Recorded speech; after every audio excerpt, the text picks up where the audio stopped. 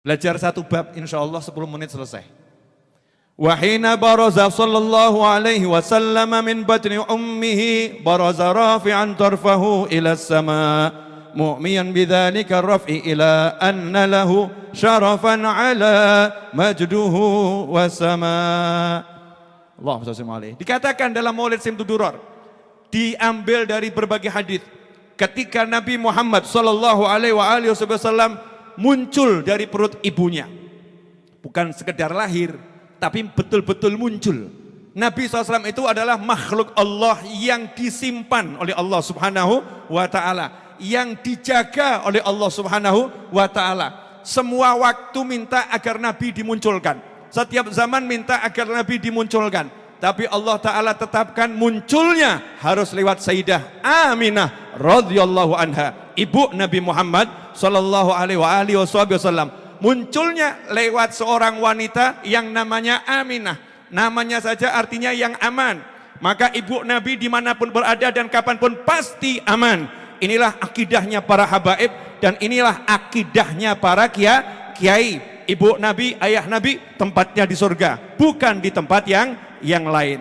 Ibu Nabi Muhammad SAW ketika muncul Rasulullah SAW terlahir dari perutnya, rafi'an tarfahu ila sama, muncul dalam keadaan beliau itu merangkak melihat ke arah langit, mendongakkan wajah ke arah langit. Mu'miyan bidzalika raf'i, ini menunjukkan kalau Rasulullah SAW pangkatnya, derajatnya, kedudukannya akan selalu meningkat. Udah mulia akan selalu mulia, udah tinggi akan semakin tinggi. Gak mungkin derajat Rasul tetap konstan, dinamis, selalu naik, selalu bertambah. Sallu ala nabi, Allahumma salli wa sallim alaihi. Wa kana waktu maulidi sayyidil kaunain minasyuhuri syahrul rabiul awal wa minal ayyami yaumal itsnain. Nabi Muhammad SAW lahir di bulan Rabiul Awal dan di hari Senin. Di Simtud-Durar tidak dituliskan tanggal kelahirannya. Kenapa? Di antara hikmahnya adalah karena tanggal kelahiran Nabi Muhammad SAW terdapat perbedaan pendapat di kalangan para ulama. Maka Habib Ali Habsyi tidak mencantumkan tanggalnya ta'adduban kepada para ulama yang tanggalnya berbeda dengan tanggal 12 Rabiul Awal. Inilah akhlaknya para ulama kepada ulama-ulama yang lain. Ini di antara hikmah yang bisa saya tangkap. Kemudian lahirnya bulan Rabiul Awal, bukan di bulan Maulid, bukan di bulan haji, bukan di bulan Rajab. Kenapa? Yang saya sebutkan tadi, bulan-bulan yang mulia sepanjang zaman.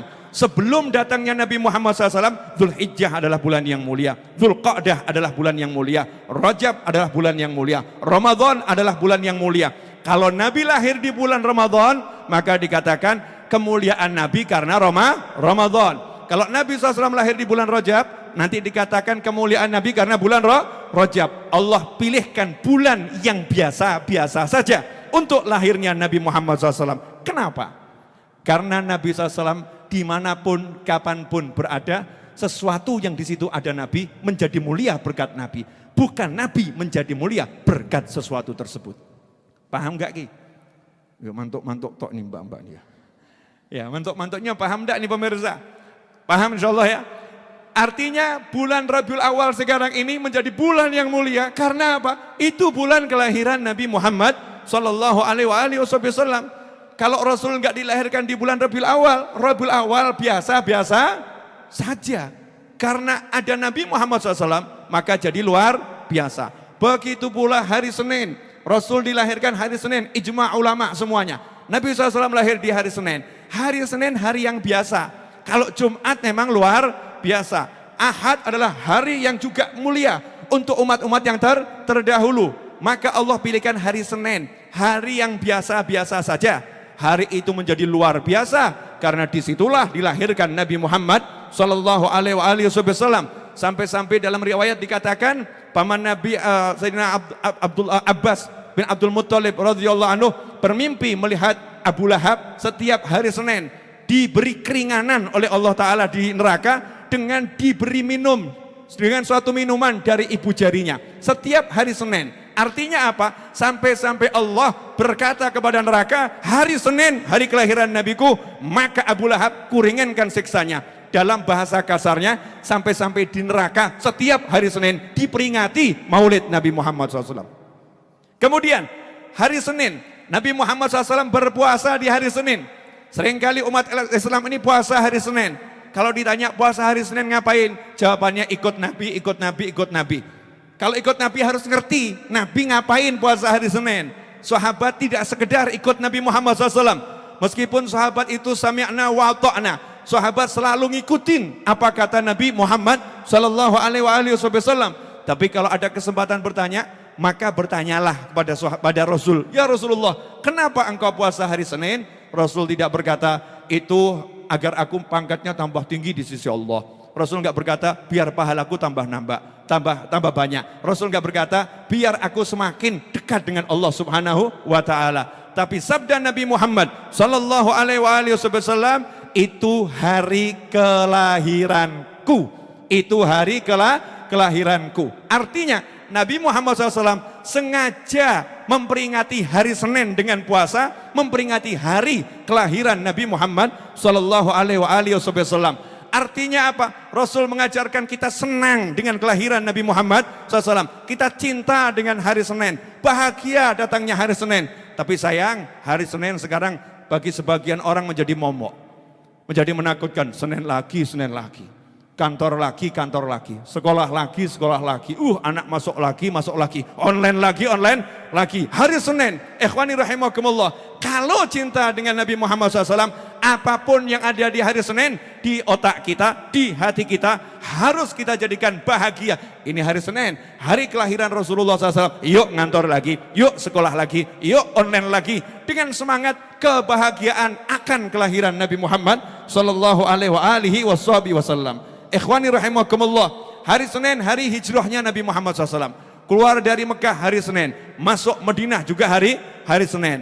Bahkan dikatakan hari Seninlah Nabi Muhammad SAW diangkat jadi Rasul. Artinya turun ayat yang pertama itu di hari Senin. Banyak kemuliaan hari Senin, dan bahkan ada yang tawassul bihaqqil itsnain miftahul babain, dengan berkat hari Senin pembukanya dua pintu kebaikan dunia dan akhirat. Nah, siapa di antara kita yang udah tawassul dengan hari Senin? Ini hari Senin, ini hari lahirnya Rasul SAW. Aku akan tawassul dengan kemuliaan hari Senin agar urusanku beres, agar masalahku selesai, agar kehidupanku membaik. Lakukanlah itu, karena itu yang dilakukan oleh para ulama radhiyallahu taala anhum ajmain. Alhamdulillah, baru 5 menit.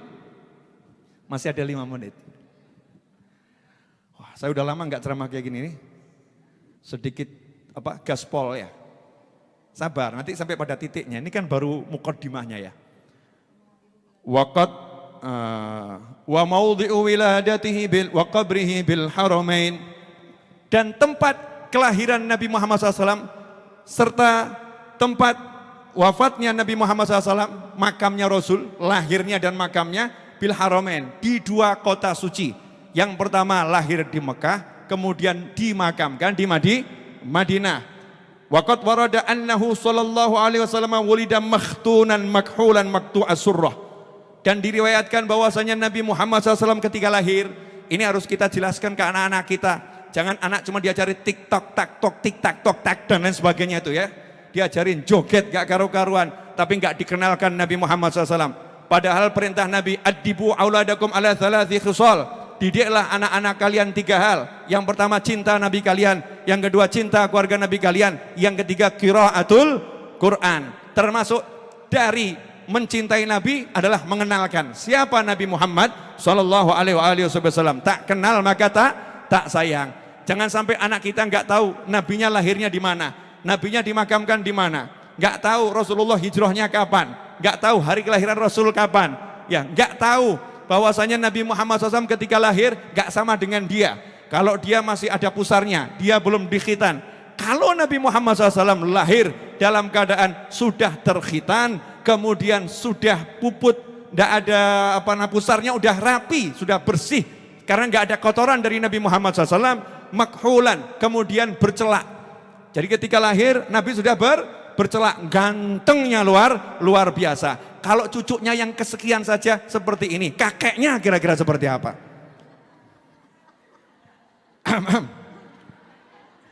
Ya, biar rodok mesem titik, tegang semua gitu ya. Sekaligus jualan. Lanjut. Tawallat dzalika li syarafi 'indallahi aidil qudrah. Itu semua Karena Allah Ta'ala menunjukkan kekuasaannya. Dengan kekuasaannya Allah yang ngatur. Jangan nanya siapa yang khitan, jangan nanya siapa itu yang motong tali pusarnya. Pokoknya dengan proses kuasa ilahi selesai. Kun fayakun. Ojo mbok pikir gak kuat, jeblok sirahmu. Ya, bisa hancur nih kepala kita kalau memikir sesuatu yang sifatnya kudrah ilahiyah, kemampuannya Allah Subhanahu wa Ta'ala. Nah, sekarang sampailah di sini. Ini yang akan saya bahas agak pendek, gak agak panjang. Tapi tolong camkan baik-baik. Wa ma'a buruzihi ila hadzal alami dhahara minal ajaib. Ketika Nabi SAW ini muncul ke alam nyata ini, ke jagat raya ini, tampaklah berbagai keajaiban. Ma yadullu ala annahu asyraful makhluqina wa afdalul habaib. Yang menunjukkan bahwasanya beliau adalah makhluk Allah yang paling mulia dan kekasih Allah yang paling utama. Faqad warada an Abdurrahman bin Aufin an Ummi Syaffa'i radhiyallahu anhuma. Telah diriwayatkan dari Sayyidina Abdurrahman bin Auf dan ibunya yang bernama Syaffa radhiyallahu taala anhuma. Ini nyebutkan dua nama sahabat, yang satu ibu, yang satu anak. Sang ibu namanya Syaffa, dalam riwayat yang lain Syifa, bisa Syifa, bisa Syaffa. Anaknya namanya Abdurrahman. Siapa nama anaknya? Abdurrahman bin Auf. Abdurrahman bin Auf itu sahabat yang masuk jajaran orang terkaya di kalangan para sahabat. Waktu hijrah dari Mekah ke Madinah gak punya apa-apa, 0, 0. Tapi minta ditunjukkan pasar. Masuk pasar, berapa hari kemudian sudah ngadep Rasul, udah nikah dan bisa ngasih mas kawinnya mas beneran. Ya, mas kawinnya mas beneran. Dan dapat doa khusus dari Nabi Muhammad Sallallahu Alaihi Wasallam. Nah, kita cuma sering dengar Abdurrahman bin Auf, Abdurrahman bin Auf. Kita nggak tahu rahasianya. Kok bisa Abdurrahman bin Auf jadi Abdurrahman bin Auf? Ini yang akan kita contoh. Abdurrahman bin Auf ini seorang anak, ada ibu. Rahasianya di ibunya. Ternyata ibunya adalah salah satu bidan yang menerima kelahiran Nabi Muhammad SAW. Ya bakhtaha, sungguh beruntung. Wanita yang hadir saat Nabi lahir dan dengan tangannya langsung menerima Nabi Muhammad SAW. Pertama kali Rasulullah keluar, yang menerima adalah ibunya Abdurrahman bin Auf. Sayyidah Syaffa radhiyallahu anha menerima Nabi Muhammad SAW. Syaffa berkata, meriwayatkan dan menjelaskan. Qalat lamma waladat Aminah radhiyallahu anha Rasulullah sallallahu alaihi wasallam waqa'a ala yadayya fastahalla fasami'tu qailan yaqul rahimakallahu aw rahimaka rabbuk. Qalat asy-syaffa'u fa'adha'a lahu ma bainal masyriqi wal maghrib hatta nadartu ila ba'di kusurir Rum. Qalat thumma albastuhu wajjatuhu ila akhirih.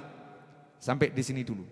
Nah, Sayyidah Syaffa radhiyallahu anha mengatakan, ketika Sayyidah Aminah melahirkan Nabi Muhammad sallallahu alaihi wasallam, waqa'a alayya yadayya.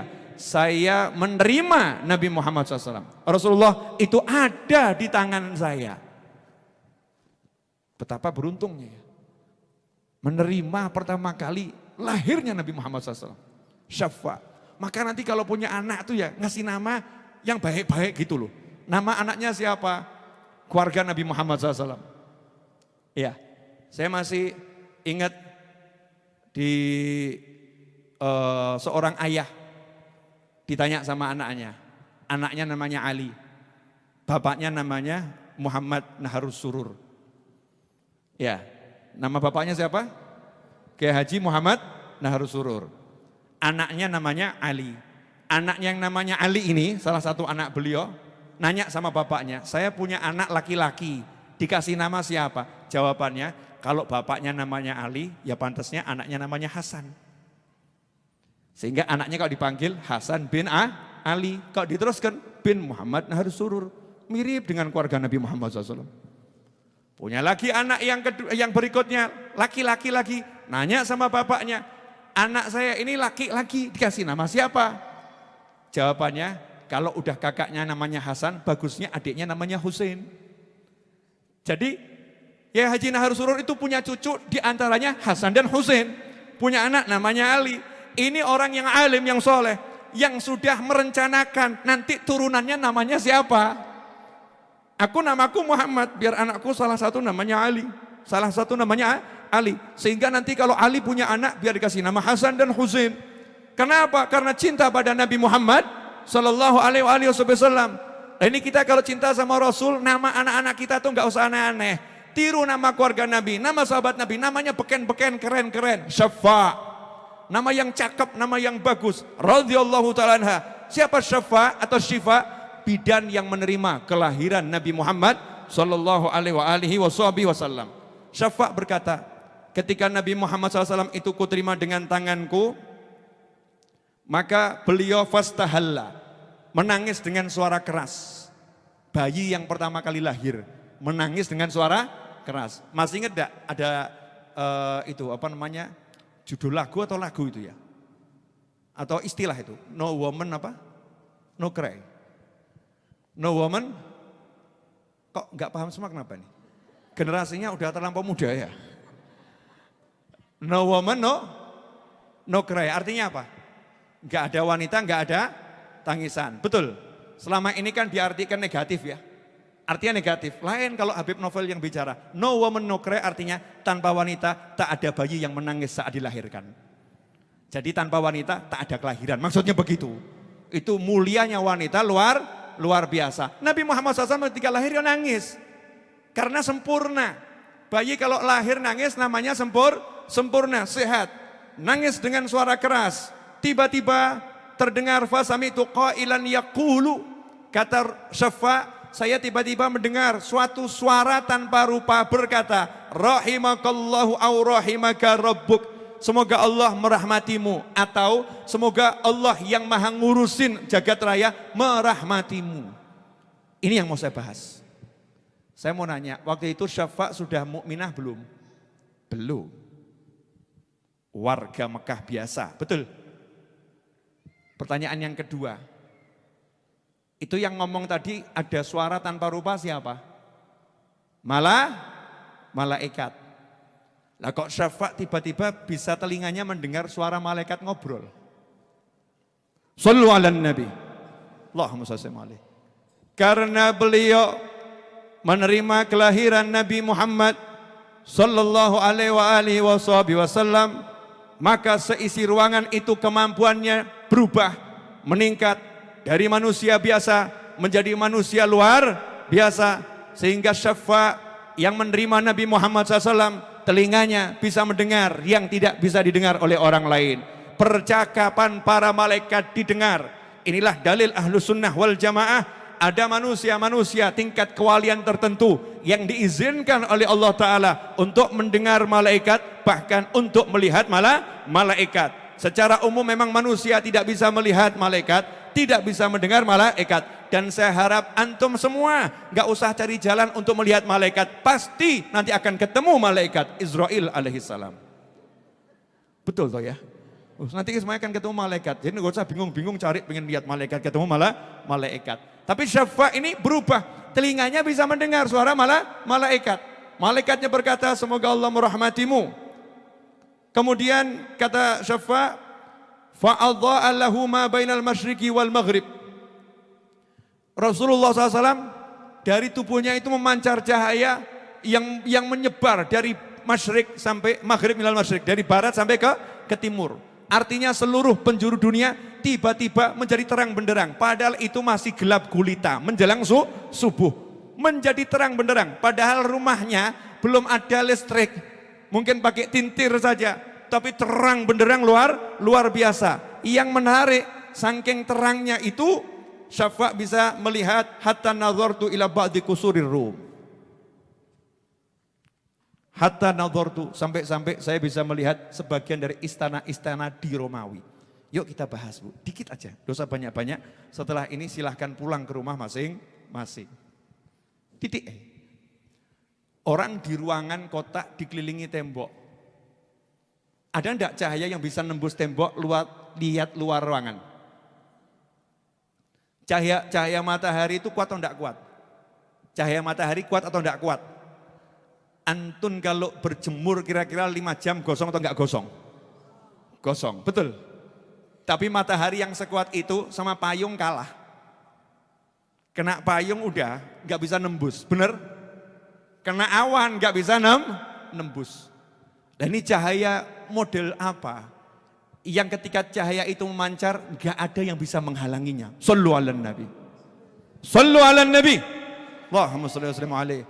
Ketika cahaya itu memancar gak ada yang bisa menghalanginya. Kalau cahaya matahari masih bisa dihalangi. Cahaya rembulan bisa dihalangi. Cahaya lampu senter bisa dihalangi. Cahaya Nabi Muhammad SAW ketika bleng muncul, gak ada satupun yang bisa menghalanginya. Sampai Syafa' berkata, sampai dari barat ke timur bercahaya, hingga aku bisa melihat dari dalam rumah Nabi Muhammad SAW, istana Romawi kelihatan di depan mata. Gimana itu caranya? Temboknya gak jebol, temboknya tetap ada. Tapi di luar rumah yang jaraknya ratusan mungkin ribuan kilo bisa ada di hadapan mata Syafa', bidannya Nabi Muhammad SAW. Ini loh yang pengen saya jelaskan kepada antum semua. Jadi ketika seseorang itu ketempelan Nabi Muhammad SAW, ya pemirsa dimanapun berada perhatikan baik-baik ini. Bagian yang ini, kalau yang tadi lupa, yang ini jangan lupa. Ketika seseorang itu ketempelan berkahnya Nabi Muhammad Sallallahu alaihi wasallam, langsung tubuhnya berubah. Tubuhnya berubah. Bisa mendengar malaikat, bisa melihat jarak jauh menjadi dekat. Dan kemampuan ini terus diberikan kepada pewaris-pewaris Nabi Muhammad SAW yang ketempelan berkahnya Nabi Muhammad SAW. Saya ambil contoh kisah, percaya boleh, enggak percaya boleh. Ini kaitannya dengan salah satu kerabatnya kakek saya. Saya marganya Al-Idrus. Di kanan saya juga ada Al-Idrus. Ya, saya marganya Al-Idrus. Al-Idrus itu kembali pada Habib Abdullah bin Abu Bakar Al-Idrus. Nah, Habib Abdullah ini punya putra. Salah satu putranya namanya Abu Bakar Al-Adni. Abu Bakar Al-Adni ini tinggalnya di Aden. Beliau punya murid tinggal di kota Tarim. Dari Aden ke Tarim itu ya jauh sekali. Maka suatu ketika muridnya kangen, gurunya juga kangen. Muridnya pergi dari Tarim ke Aden untuk ketemu gurunya. Sampai di sana sama gurunya nggak boleh pulang. Dah dini saja, jangan pulang. Murid zaman dulu tuh murid beneran. Kalau murid zaman sekarang nggak boleh pulang. Wah ngaten yai, sepuranipun ingkang kathah. Njetan griya niku estri ngentosi. Nggih, kula nggih mengke dipecat ten perusahaan pripun nyambut damel kan gitu ya. Ini murid zaman sekarang nggak jelas seperti kita ini. Kalau murid dulu tuh sendiko dawuh. Contohnya Sunan Kalijogo. Ya, beliau nggak boleh pindah, tunggu saya di sini. Ya beliau nunggu sampai gurunya datang lagi. Gurunya belum datang, nggak pergi-pergi. Ya nggak pindah dari tempat itu. Ya ada di rumah situ. Itulah namanya murid. Maka murid ini terus ngabdi melayani gurunya. Sampai berbulan-bulan kangen sama keluarganya. Datang bulan Ramadan. Muridnya berpikir kalau Ramadan insya Allah sama gurunya diizinkan untuk pulang, disuruh pulang gitu ya, mudik ini. Tapi kata gurunya, Ramadan ini kamu di sini saja. Malam hari raya tiba, namanya orang tua kangen sama anak, suami kangen sama istri, itu kan normal luar biasa, waras itu namanya. Kangen sama anak, suami gak kangen sama anak, suami gak kangen sama istri, perlu diperiksakan ke rumah sakit jiwa. Jadi kalau memang punya istri, punya anak, ya ada rasa kangen, itu normalnya luar biasa, wajarnya manusia. Kangen dia sama istrinya, kangen sama anaknya. Saat itulah gurunya ngomong, kamu kangen sama istri anakmu? Pengen lihat mereka enggak? Ya teman batin, mau lihat ya lihat, tapi kota Tarim dari sini kan ya jauh. Pulang nih butuh waktu berapa lama, hari rayanya besok. Maka kata gurunya, coba lihat nih di balik jendela. Jendela rumah tuh dibuka. Begitu dibuka langsung kelihatan rumahnya. Di kota Tarim, itu rumahmu? Iya. Tambah kangen, itu anakmu? Iya. Pengen pulang? Tapi kan ya mumet. Gimana cara pulangnya? Kata gurunya, ya udah saatnya sekarang kamu pulang. Didorong keluar jendela, pindah ke rumahnya. Sallu ala nabi. Allahumma shalli alaihi. Nah kalau Syafa' itu pembantu yang menerima kelahiran Nabi Muhammad SAW. Berkat ketempelan kanjeng Nabi. Diberi Allah kelebihan yang seperti itu. Melihat istana-istana Romawi. Abu Bakar Al-Adni radhiyallahu anhu adalah cucu Nabi SAW yang dalam dirinya ada darah Nabi Muhammad SAW. Sehingga yang ketempelan Nabi ini wajar kalau punya karomah yang jauh jadi dekat. Dan sudah ada contohnya di zaman sahabat, zaman Nabi Muhammad sallallahu alaihi wasallam. Itu yang pertama. Yang kedua, menarik. Tadi syafaat tugasnya ngapain?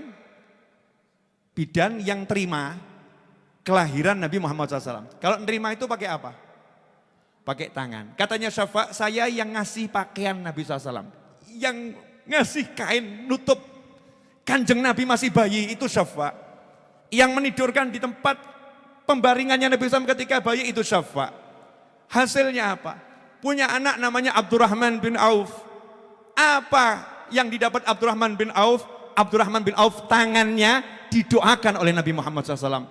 Karena ibunya menerima Nabi SAW dengan tangannya, Abdurrahman bin Auf tangannya didoakan oleh Nabi Muhammad SAW. Megang dagangan model apapun pasti untung, gak mungkin rugi. Abdurrahman bin Auf tangannya da'alahu bil barokah, didoakan berkah tangannya. Sehingga Abdurrahman bin Auf itu kalau masuk pasar, ngambil barangnya orang pinjem dulu gitu ya, saya bantu jualkan jadi sales ya, tanpa modal, dijual ke sebelahnya aja untung. Dari toko sini dijual ke toko sini mau beli lebih. Kenapa yakin? Ini kalau yang jual Abdurrahman bin Auf saya beli pasti untung, gak mungkin rugi. Sehingga sahabat-sahabat Nabi Muhammad SAW itu kalau mau beli barang, punya duit, bisa pergi sendiri ke toko. Kalau mau beli barang, minta tolong pada Abdurrahman bin Auf. Tolong kamu yang bayarkan, kamu yang belanjakan. Kenapa? Kamu didoakan Nabi, tanganmu berkah. Kalau yang belikan kamu, saya jual lagi gak mungkin rugi. Pasti untung. Berkah. Nah sekarang kita contoh. Kalau Nabi SAW sudah 1400 tahun meninggalkan kita, pewarisnya kan masih ada. Ya, para ulama, orang-orang yang soleh, tempelono. Biar nanti kita dapat berkahnya. Nanti anak kita dapat berkahnya. Karena kita nempel sama para kiai yang soleh-soleh, para habaib yang soleh-soleh. Kita nempel, nanti anak kita itu akan dapat berkahnya. Gak mungkin enggak. Contoh di Al-Quran, akhiran, terakhir. Kalau enggak rampung-rampung. Di Al-Quran itu, ingat gak kisahnya Nabi Khidir dan Nabi Musa alaihi wassalam? Masih ingat? Nabi Khidir dan Nabi Musa itu kan ada satu kampung orangnya pelit semua. Minta makan gak dikasih makan, betul? Ada rumah mau roboh, justru Nabi Khidir ngajak bangun lagi, betul? Pertanyaannya rumah siapa? Rumah anak yatim, tapi bukan sembarang anak yatim. Diikat, karena abuhuma solihah. Rumahnya anak yatim yang kakeknya urutan ke-7 di atas soleh. Kakeknya urutan ke-7 di atas soleh. Jadi itu turunannya orang soleh zaman sebelum Nabi Musa, bukan zaman Nabi Musa. 7 generasi di atas Nabi Musa. Keturunannya orang soleh zaman sebelum Nabi Musa, itu dapat berkah dari kakeknya sampai-sampai 2 nabi ngurusi bangunan rumahnya. Kita diajarkan seperti itu. Lah kalau di Indonesia ini kan bukan orang soleh zaman Nabi Musa. Orang soleh umat Nabi Muhammad SAW. Umatnya Rasulullah umat yang terbaik. Jadi orang solehnya juga orang terbaik yang mengalahkan umat-umat terdahulu. Bahkan Rasul mengatakan ulama ummati ka'ambiya Bani Israel. Pangkatnya ulamanya Nabi SAW itu seperti nabi-nabi di Bani Israel. Nah keturunannya orang soleh di Indonesia akan banyak. Jadi kalau kita muliakan keturunannya orang soleh, maka kita akan dapat berkahnya orang soleh. Kalau kita dekat sama orang soleh, nanti turunan kita juga dapat berkahnya orang soleh.